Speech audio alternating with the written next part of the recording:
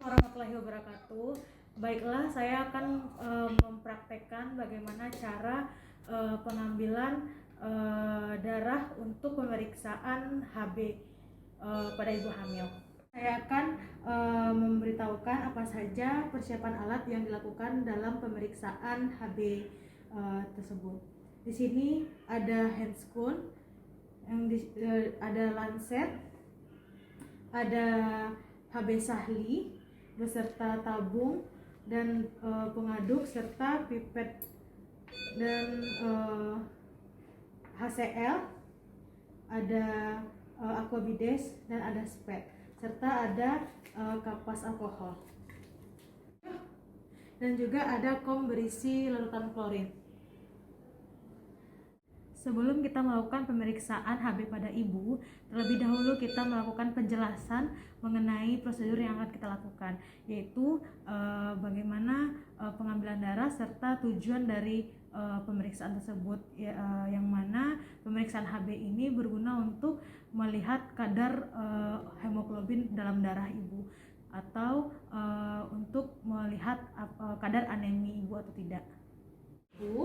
Sekarang ini kita mau melakukan pemeriksaan HB ya Ibu, gunanya untuk mengetahui kadar hemoglobin ibu dalam darah. Nah, jadi fungsinya supaya kita mengetahui Bu, apakah ibu mengalami anemi selama kehamilan atau tidak ya Bu ya. Setelah melakukan penjelasan pada ibu, terlebih dahulu kita melakukan cuci tangan 7 langkah dengan sabun di bawah air mengalir dan dikeringkan dengan handuk kering dan atau tisu kering. Cuci tangan dengan air mengalir dengan 7 langkah menggunakan sabun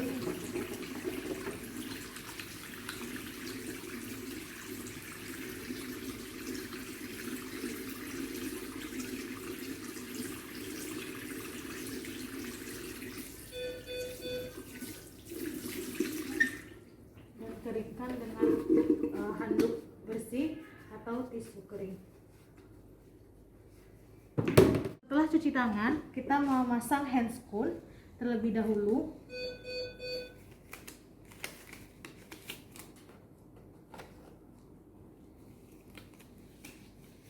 Dan melakukan persiapan alat, yaitu terlebih dahulu kita masukkan HCl atau dicucuk itu.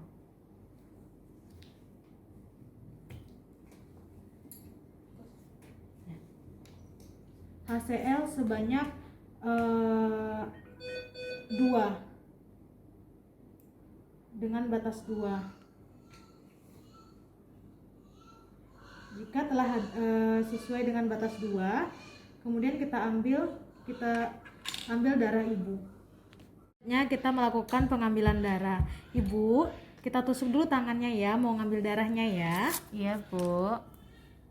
Kemudian kita kumpulkan. Sakit Bu? Darah enggak sakit ya nih ya. Sakitnya itu kayak digigit semut. Oke. Ya, sakit sedikit aja. Kemudian kita bersihkan daerah yang akan kita ambil darahnya, kemudian kita tusuk dengan lancet. Setelah dikumpulkan darahnya, terlebih dahulu dibersihkan dengan kapas bersih, kemudian baru dikeluarkan atau dikumpulkan darahnya. Tahan ya Bu, Ya. sakit sedikit ya Bu. Iya Bu. Nah, kemudian hisap darah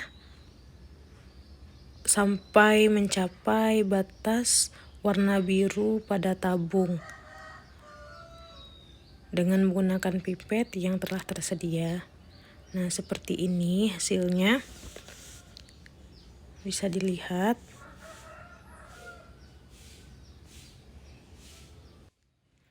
Kemudian masukkan darah ke dalam tabung sahli sampai semua darah keluar dari pipet.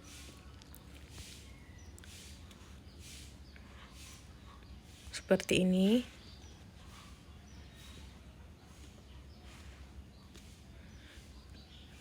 Kemudian aduk HCl dan darah sampai benar-benar tercampur nantinya. Kemudian Masukkan aqua bides, tetes demi tetes ke dalam tabung sahli. Aduk kembali setelah ditetesi sampai warnanya sampai dengan warna standar pada pembanding. Seperti ini. Telah sama antara kiri dan kanan pembanding, maka kemudian baru dilihat berapa hasil HB ibu tersebut. Ternyata di sini dilihat hasilnya ada 12,5. Melakukan pemeriksaan HB ibu tersebut dan kita pertama membereskan alat.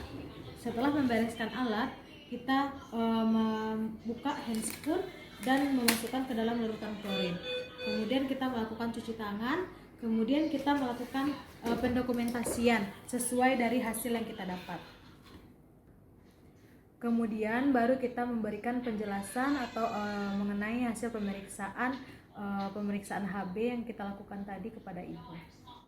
Bu, dari hasil pemeriksaan HB tadi dapat HB ibu 12,5. Nah itu tuh dari kategori HB itu sudah baik ibu, sudah bagus, batas normal ya. Di atas 10 itu udah normal. Nah jadi ibu kan 12,5 nih, ini udah termasuk bagus. Nah jadi ibu tetap pertahankan seperti ini ya ibu ya, karena nanti di saat persalinan akan membutuhkan banyak darah. Nah jadi kalau seandainya ibu pola makannya udah bagus sekarang, dipertahankan atau lebih ditambahkan lagi juga boleh ya ibu ya. Assalamualaikum warahmatullahi wabarakatuh. Baiklah, di sini saya akan menjelaskan langkah-langkah persiapan alat untuk pemeriksaan protein urin, yang mana di sini alatnya ada urin, 2 pipet, 2 tabung reaksi beserta raknya, penjepit tabung reaksi, ada handscoon, ada tisu kering atau handuk. Di sini ada larutan klorin, ada larutan asam asetat, kemudian lampu spiritus, kemudian ada catatan. Dan kita jelaskan kepada pasien kalau kita akan melakukan pemeriksaan protein urin. Ibu, di sini kita akan melakukan pemeriksaan protein urin untuk melihat apakah ada protein urin di dalam urin ibu untuk mendeteksi terjadinya preeklamsi.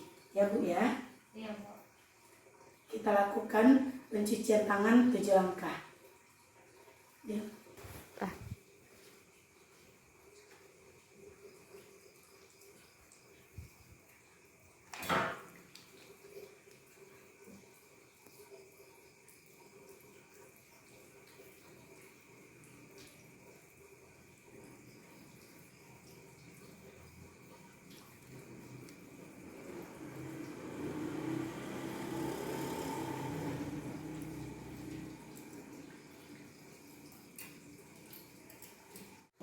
Kemudian kita keringkan tangan menggunakan tisu kering atau handuk kering.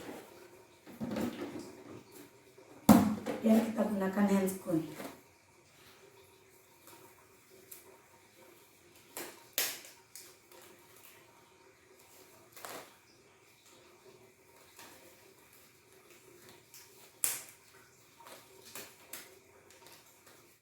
Kemudian kita masukkan urin sekitar 2 cc ke dalam tabung reaksi. 1 sebagai pembandingnya.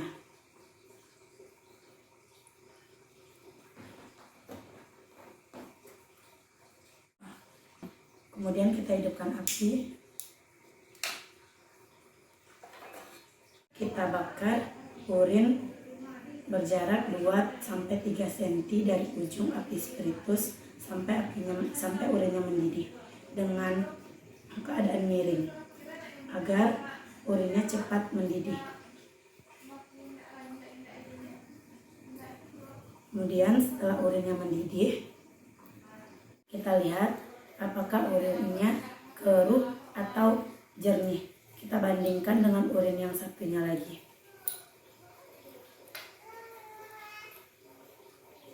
Jika kita dapatkan hasil urinnya keruh, kita teteskan cairan asam asetat sebanyak 4 tetes.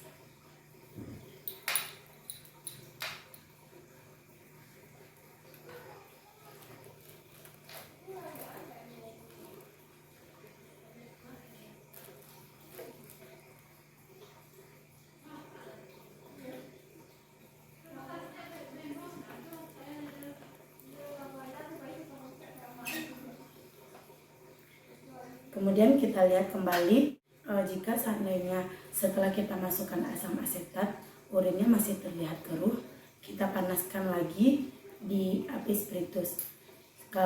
Sedangkan kalau urinnya tidak keruh atau urinnya setelah diteteskan asam asetat urinnya kembali seperti biasa, berarti itu menandakan protein urinnya negatif.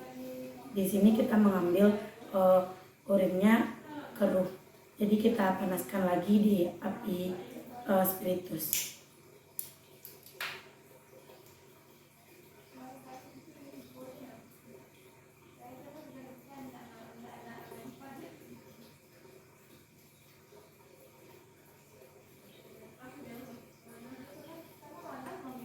Setelah mendidih, setelah kita panaskan kembali, kita lihat hasilnya. Jika hasilnya tidak keruh lagi atau dia bening atau jernih, berarti itu negatif. Jika hasilnya keruh ringan tanpa gumpalan, berarti itu positif 1. Keruh dengan ada gumpalan, berarti itu positif 2. Keruh dengan ada endapan, itu positif 3.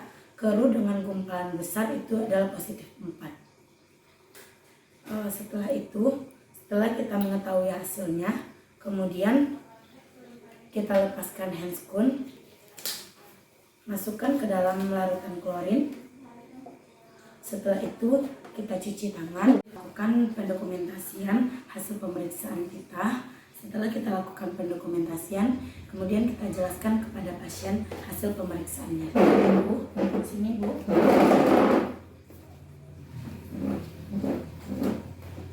Ibu, tadi hasil pemeriksaannya alhamdulillah tidak ada protein urin di dalam urinnya Ibu. Berarti hasilnya negatif ya Bu ya. Untuk kedepannya Ibu kalau terjadi misalnya ada gejala dengan tensi atau apa, nanti kita lakukan pemeriksaan ulang lagi.